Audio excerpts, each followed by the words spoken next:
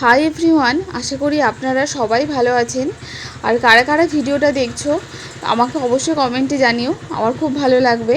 তো আজকে আমি শেয়ার করছি এই পটল পোস্ত রেসিপি। তো প্রথমেই এই পটলগুলোকে ভালো করে ধুয়ে ছাড়িয়ে একটা সিটি দিয়ে নিতে হবে। আর এখানে নিয়েছিলাম তিল, পোস্ত আর 3টে কাঁচা লঙ্কা।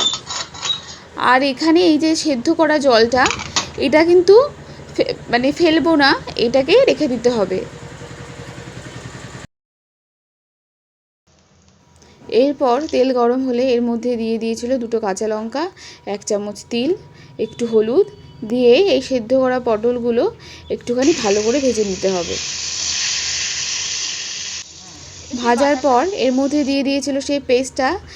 আর এটা হচ্ছে সেই তিল, পোস্ত আর কাঁচা লঙ্কার পেস্ট। আর এরপর এর মধ্যে দিতে হবে পরিমাণ মতন হলুদ আর পরিমাণ মতন নুন। আর দিয়ে দিতে হবে সেই পটলের সেদ্ধ করা জলটা। আর সবার শেষে স্বাদ মতন চিনি দিয়ে কিছুক্ষণ ফোটালেই আমাদের পটল পোস্ত রেডি।